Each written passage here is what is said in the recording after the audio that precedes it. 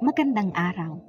Ito ang Tagalog Bizarre Story Archives kung saan pag-uusapan natin ang ilang mga istoryang hindi pangkaraniwang napapanood o napag-uusapan on a daily basis. Kung ang hilig mo ay ang mga ganitong klase ng kwento, ay huwag mong kalimutang i-click ang subscribe button at notification bell upang maging updated ka sa lahat ng videos na i-upload sa channel na ito.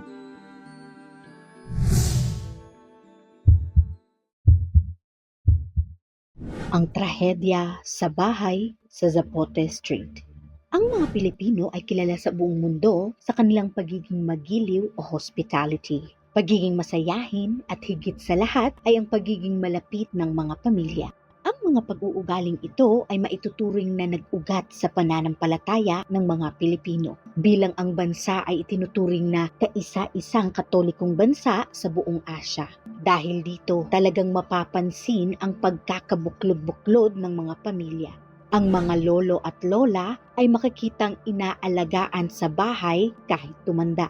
Ang mga anak na may nakatira sa poder ng mga magulang kahit pa nasa wastong gulang na ang mga ito. Ang mga magulang ay inaalagaan ang kanilang mga anak at bilang pagbabalik ng utang na loob ay ganito rin naman ang isusukli ng mga anak kung tumanda na ang kanilang mga magulang. Ngunit papaano kaya kung ang pagmamahalang ito sa loob ng tahanan ay maging higit pa sa inaasahang konteksto ng pagiging pamilya? Ano kaya ang posibleng mangyari? Ngayon, pag-uusapan natin ang kaso ng murder sa pamilyang Cabading, na kilala rin bilang malagim na trahedya sa bahay sa Zapote Street. Noong gabi ng Enero 18, taong 1961, 4 na putok ng baril ang narinig sa 1074 Zapote Street, Makati. Ang bahay ay pagmamay-ari ng pamilyang Cabading. Sa pagresponde ng mga pulis sa lugar kung saan nanggaling ang mga putok, ay narinig ng mga pulis ang isang tinig na humihingi ng tulong upang buksan ang pinto. Binuksan nila ang ilaw at nakita na ang buong silid ay may dugo. Ang katawan ni Mrs. Asuncion Cabading ay nakaharang sa pinto. Siya ay binaril sa dibdib at yan, ngunit buhay pa. Batay sa kwento ng Manila Chronicle, siya ay may 8 tama ng bala at nasa bingit na ng kamatayan sa puntong iyon. Siya ay nakahiga sa ibabaw ng kanyang anak na si Lydia Cabading, na nasa ibabaw din naman ng bangkay ng asawa nitong si Dr. Leonardo Quitangon. Lumalabas na si Pablo Cabading, ang ama ng tahanan, ang siyang responsable sa pamamaril. Natagpuan din siyang wala ng buhay sa madugong silid na napag-alamang nagpakamatay matapos ang karumal-dumal na krimen. Ito ay ayon mismo kay Mrs. Cabading nang makapanayam matapos ang insidente. Si Pablo Cabading ang bumaril kay Lydia na kanyang anak habang ipinagtatanggol nito ang kanyang asawang si Dr. Quitangon. Si Mrs. Cabading ay nabaril din nang protektahan nito ang kanyang anak na si Lydia. Bakit nga ba nangyari ang trahedyang ito? Ano ang matinding motibo na mag-uudyok sa isang ama na pumatay sa kanyang sarili at ng kanyang mag-ina pati na rin ng kanyang manugang? Noong 1960, nakilala ni Dr. Leonardo Quitangon, isang 35 years old na doktor at propesor, si Lydia Cabading na 23 years old at isang intern sa medisina. Nagsimula silang mag-date, nanood sila ng mga pelikula, ng basketball at ipinakilala niya siya sa kanyang pamilya sa Santa Mesa, Manila ng ilang beses. Si Lydia ay isang mahiyain at mabait na babae, ngunit may kakaibang bagay sa kanya. Bihira siyang magsalita tungkol sa kanyang buhay sa bahay o pagkabata. Walang masayang alaala na ibinahagi kailanman. Siya ay nag-iingat kapag siya ay naglalakad ng gabi. Madalas siyang balisa at kung aalis ng bahay ay kailangan muna nitong ipaalam sa kanyang ama ang lahat ng kanyang gagawin. Naging maunawain naman ang pamilya ng kanyang nobyo sa asta nitong si Lydia dahil inakala nilang ito ay sadyang malapit sa kanyang ama at inisip na bilang si Lydia lamang ang anak ay kinakailangan siyang bantayan sa lahat ng oras. Ngunit ang mga kapatid na lalaki ni Quitangon ay madalas na nagtataka sa labis na pagiging istrikto kay Lydia ng ama nitong si Pablo Cabading na isang retiradong pulis. Siya ang maghahatid sa kanya sa paaralan at susunduin kaagad pagkatapos ng mga klase. Lagi rin itong pinagbabantaan ang mga binatilyong umaaligid sa dalaga.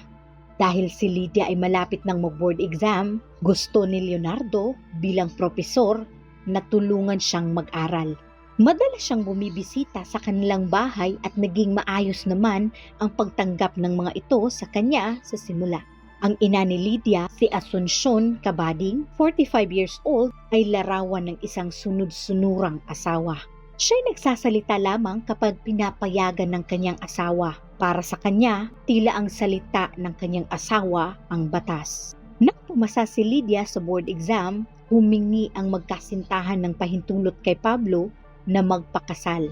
Kapalit ng hinihinging pagpapahintulot nito, ay inutos ni Pablo Cabading na manirahan ang kanyang anak at ang nobyo nito sa bahay sa Zapote Street. Kasama siya. Wala namang nagawa ang magkasintahan kundi sundin na lamang ang utos ng kanilang ama. Dito na nga unti-unting naiintindihan ni Leonardo kung bakit madalas ay tahimik at misteryoso si Lydia tungkol sa kanyang buhay sa bahay. Bagamat ayaw isipin ni Leonardo, ngunit ramdam nito ang tila pagiging obses ni Pablo sa kanyang anak na si Lydia. Noong sila ay magkasintahan pa lamang, ay madalas kong sumama si Pablo sa kanilang mga lakad. Madalas siyang magreklamo kapag siya ay nasa likod ng sasakyan at gusto niyang sumama sa magkasintahan sa harap.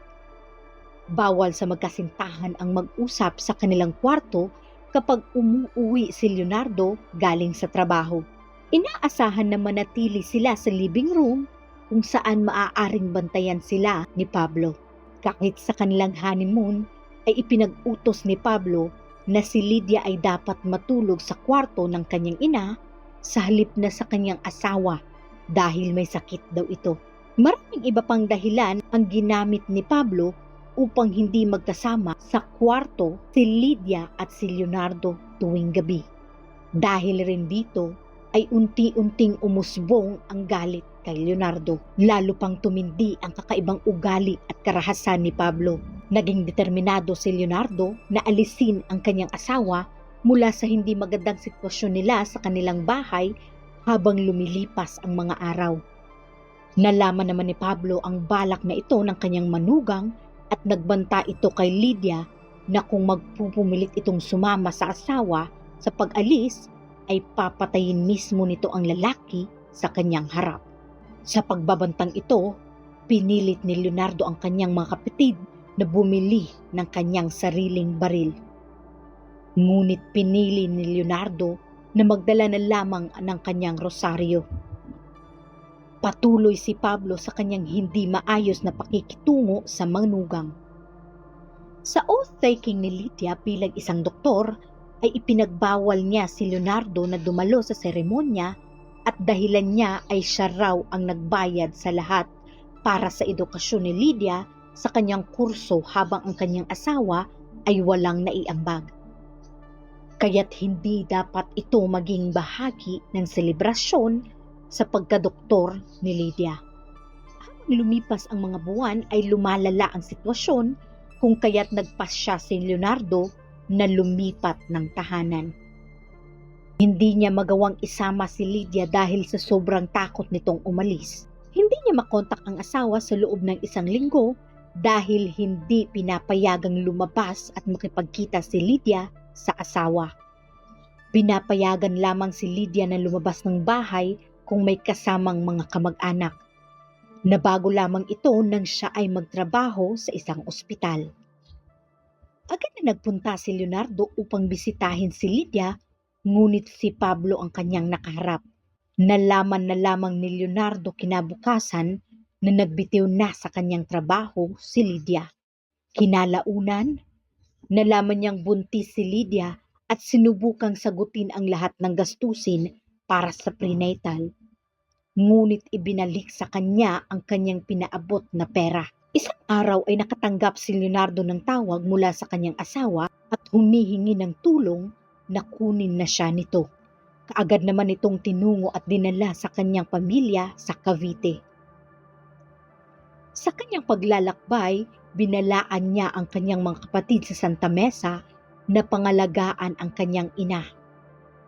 Ilang oras pa isang taxi ang dumating sa bahay ng pamilyang Kitangon sa Santa Mesa.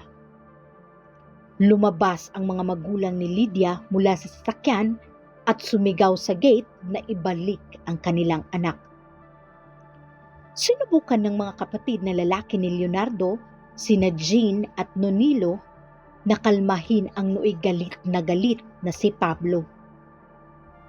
Sinabi nilang wala si Lydia sa kanila. Kasama niya ang kanyang asawa. Sa sandaling iyon ay bumalik si Pablo sa taxi.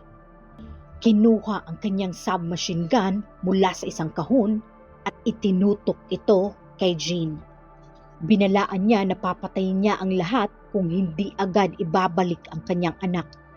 Habang nakatutok ang baril sa kanilang ulo, ay sinubukan pa ni Jean na kausapin si Pablo at inanyayahan siya sa loob ng bahay dahil sa matinding komosyong nangyayari sa labas at marami ng taong nakasaksi.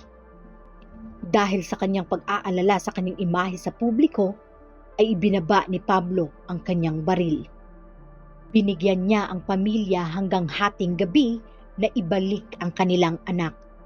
Kung hindi, ay tatawag ito ng mga kabaro nitong pulis upang matyagan at subaybayan ang pamilya. Pumunta si Jean sa mag-asawa sa Cavite at ipinahayag niya sa kanila ang nangyari sa Santa Mesa. Ang pagtutok sa kanya ng baril ng ama ni Lydia at ang ultimatum na ibinigay nito. Sa mababang tinig ay inamin ni Lydia ang katotohanan na hindi siya kailanman naging masaya. Ipinahayag niya ang pagkakaroon ng kakaibang ugali, pagtrato, ang pisikal na pag-aabuso ng ama. Kahit pa binalaan ng kanyang pamilya, ay nagpasyang bumalik ang mag-asawang Lydia at Leonardo sa kanilang bahay sa Zapote.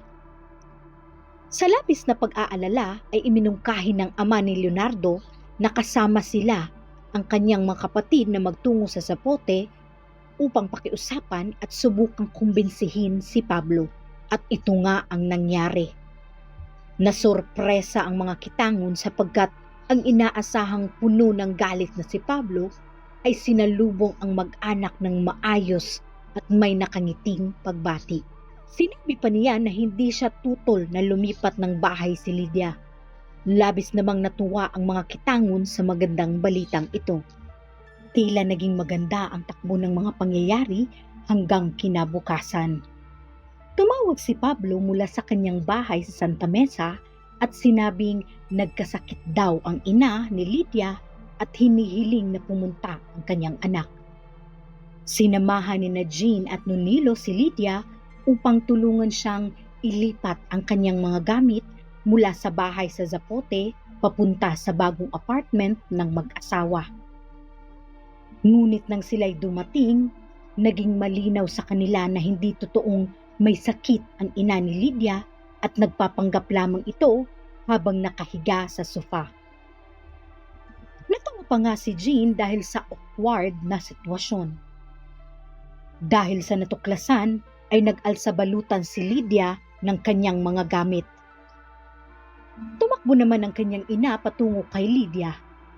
Pagkatapos ay sinabi ni Pablo sa mga kapatid ni Leonardo na gusto pa rin itong manatili ang mag-asawa sa Zapote at sinabi niya rin na itinayo niya ang bahay na iyon para kay Lydia. Bumalik ang magkapatid na si Jean at Nonilo nang hindi kasama si Lydia at sinabi kay Leonardo ang nangyari. Sinubukan ni Leonardo na bumalik sa bahay sa Zapote para kunin si Lydia. Sinabihan naman siya ni Jean na huwag magpunta mag-isa at kung ayaw ni Lydia na sumama ay umalis ito kaagad at huwag piliting sumama ito sa kanya. Ito na pala ang huling pag-uusap ng magkapatid. Di nagtagal ay tumawag si Nonilo kay Jean nang may pagkabalisa ang boses. Sinabi nito na narinig niya ang 4 na putok mula sa kwarto ni Lydia. Agad na ipinadala ni Jean ang kanyang kapatid na mas bata upang ipaalam sa abogado ng pamilya at abisuhan ang pulis ng Makati at dito nga ay natuklasan ng mga pulis ang nangyaring krimen sa bahay sa Zapote. Ayon sa salaysay ni Nonilo, nang dumating sila ay pinayagan ni Pablo si Leonardo na pumunta sa kwarto ni Lydia. Hindi nagtagal ay sumunod si Mrs. Cabading papunta sa kwarto ni Lydia na may dalang baso ng gatas. Makalipas pa ang ilang sandali ay narinig nitong may sumigaw at umiiyak. Pumanhik si Pablo sa itaas at pumasok ito sa kwarto at isinara ang pinto. Ang sumunod ay 3 putok. Batay sa investigasyon, posibleng selos ang motibo ng pagpatay. Posible rin na planado ang isinagawang pagpatay bago pa ito mangyari. Ngunit alinman sa mga posibilidad na ito ay isa lamang ang sigurado at ito ay ang nakakalungkot na trahedya. Nasawi si Lydia at ang asawa nitong si Leonardo sa kamay ng mismong ama nito at pagkatapos ay nagpatiwakal ang sospek. Sa trahedyang ito, masasalamin ang mga nakatagong isyu na marahil ay nananatiling meron pa magpahanggang ngayon. Makikita rin ang halaga ng pananampalataya sa mga Pilipino. Ano kaya ang nangyari kung armado si Leonardo ng baril sa halip na rosaryo? Mabubuhay pa kaya sila kung hindi lamang sila sumuko sa dasal ng gabing iyon? Pelikulang adaptasyon ng kwentong ito na unang ipinalabas noong 1981 ay itinuturing pa rin na isa sa pinakamahusay na pelikula sa bansa hanggang ngayon. Ang pelikula ay naging mapangahas dahil ipinakita nito ang incest sa screen sa unang pagkakataon. Ipinahiwatig ng direktor sa pelikula ang sexual na ugnayan sa pagitan ng ama at anak na nag-udyok kay Pablo upang mabaliw dahil sa selos. Ito ay sinuportahan din ng mga manunulat ng aklat nang ilantad ang nakakabahalang detalye tungkol sa kwento. Lingid daw sa kaalaman ng mag-amang Leonardo at Lydia ay minsang nagtatago sa ilalim ng kanilang kama si Pablo habang sila'y natutulog. Naglipa na rin ang mga naging haka-haka ng mga Pilipino sa panahong ito tungkol sa mga maaaring naging pangyayari sa tahanan ng pamilya Cabading. Bunga sa matinding selos ni Pablo dahil sa pag-iisip na si Lydia ay kanyang pag-aari at lihim na minamahal. Posible kayang si Pablo ang ama ng dinadala ni Lydia? Sa katunayan ay nagsumite si Mrs. Cabading ng temporary injection order upang pigilan ang pelikula na ipakita sa publiko upang protektahan ang imahe ng pamilya. Ang tunay na mga detalye ng kanilang relasyon ay nananatiling nababalot sa misteryo. Mga lihim na tanging pamilya Cabading lamang ang nakakaalam. Sa 1074 Zapote Street, ang bahay na itinayo ni Pablo Cabading para sa kanyang lubos na minamahal na anak na si Lydia, ang tanging saksi sa kung ano talaga ang totoong nangyari. Kung ikaw ay umabot na sa bahaging ito ng video, maraming salamat sa iyo. At kung nais mong mas masuportahan ang aming channel sa paggawa ng ganitong klase ng content, you can do so by following the instructions on your screen. Para sa iba pang istorya, huwag mong kalilimutang mag-subscribe sa aming channel at kung may nais kang ma-feature na kwento na sa tingin mo ay angkop sa channel na ito, maaari mo itong isulat sa comment section. Ito ang Tagalog Bizarre Story Archives.